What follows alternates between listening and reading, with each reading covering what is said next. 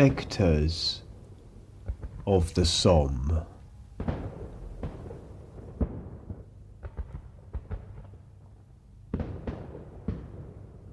World War One, Battle of the Somme. Just for the record, 1916. I'm not sure the date, but yeah, I went to Belgium, obviously. That was about, well, it must have been about 4 weeks ago now, 3 weeks. It's quite a long time ago actually. It doesn't feel like that. Right. But it was a 2-day trip, and on the Saturday, which was the second day, in the afternoon, we went to the Somme, and it was a very, very foggy day. Which was strange because it was foggy when they went over the top, and it made it, well, it made a much more big dimension to the whole thing. But when we got off the coach, it was absolutely silent apart from us talking and stuff, and eventually the actual atmosphere of the place hit me because it was cold, there was fog, and it was windy, and there was absolutely no noise, and it was very moving. And then when we got to the actual trenches and the graves, it was almost it was upsetting, and it was a very moving experience. And we were with these tour guides who knew everything about World War One. They were historians, and they were pointing out landmarks and stuff. And must have been about 30 of us there, including teachers. And basically, after we sort of done the talk and we were able to go off on our own, I looked up in the sort of horizon area, and I saw the fog, and it was very, very foggy. You couldn't see 10 yards in front of you. Right. Did your friends share a similar opinion of the atmosphere? I think about 4 of them did, but most of them were there to muck about, if you know what I mean. But I was mainly there to see the sights. But after we had the talk, as I say, I started seeing these sort of outlines of moving objects in the fog, and I got quite scared, and I didn't want to go any further up because I was in a kind of scared mood anyway. But it looked like outlines of soldiers, almost like ghosts of soldiers at the time, and it may have been my mind playing tricks on me, but I'm certain they were there. And at one point I actually saw a black figure kind of go into the distance and disappear into the fog, and I got very scared. And then you felt a presence there, cold atmosphere, very cold, and it was terrible at the end. The battle was terrible.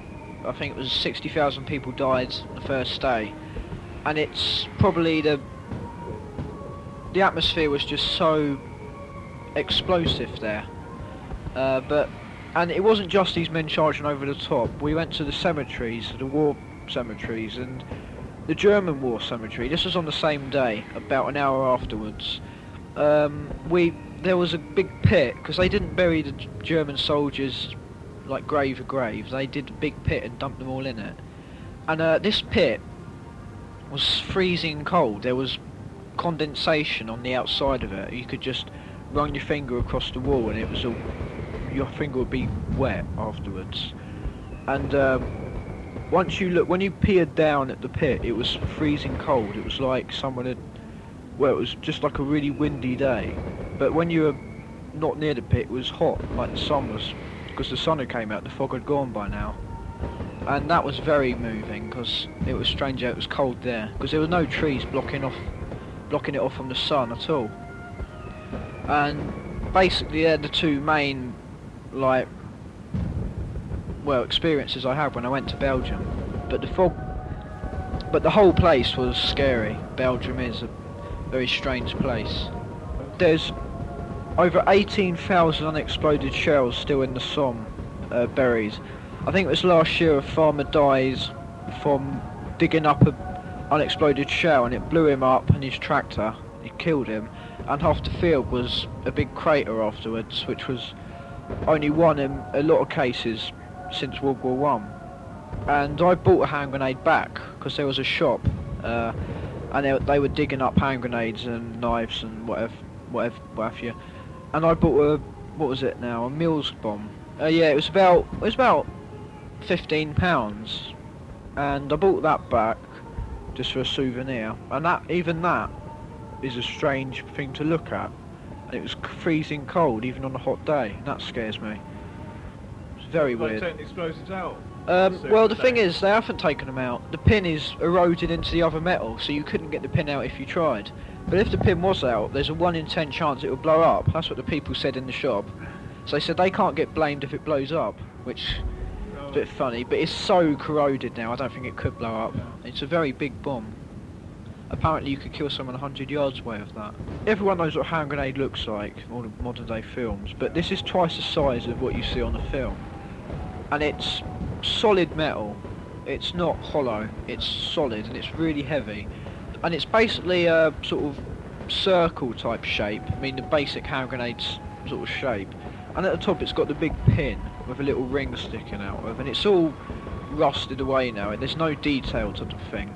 And that's basically it, and it's got the little squares coming out on the sides like a normal hand grenade. Did any of the others buy anything? No, they didn't. I'm not sure why. I don't think you're allowed to. I think the teachers didn't allow it. Did you smuggle it out? Well, I did it when no one else was looking, because I did want one. Customs, this, Well, explosives, the Channel really? Tunnel Customs, you just drive up to a gate, the man takes a look at the driver and lets you go. Right. That's basically it.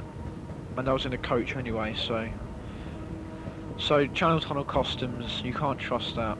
Mind you, it's probably different for cars, I'm not sure. The whole of Belgium is a scary place. It's silent and it's cold. And the night time, another story was, we were staying at a youth hostel, and at night, must have been about 11 o'clock Belgium time, which is, what, 10 o'clock English time? Or, no, it's 12 o'clock English time, I got mixed up there. And we were on the swings outside the youth hostel, and one of my friends said they heard a grunt behind them when they were on the swing. And behind us, immediately behind us, there was a woodlands area and a couple of fields. And what we got scared about was the fact that the fields behind us could have been battlefields at that point. A couple of people could have died, you don't know. And there was a big crater in the woods ahead of us, so that was a very scary thing to happen. And the grunt was, it wasn't just a sort of grunt like a pig type noise, it was like, well, the person described it as someone screaming in a way, which was bad. Yeah, and we went to a lot of museums and they had pictures of so-called ghost sightings there, but they were all fake. Photos? Yeah, the photos are fake, you can tell. Or just like impressions of what Put it it was this way, like. there was a picture of, no, most of them are just impressions of what it was like, but there was one ghost sighting, and there's a picture of a trench, and this man took a photograph of it when he was there, and when he developed it, there was a sort of outline of a soldier in there, but you can tell it was fake. But a lot of people do that nowadays anyway. But this, all of what I saw was 100% genuine. And I'm sure if anyone went there, they would have the same experiences. Because even the teachers were saying they were seeing shapes in the fog. So, yeah.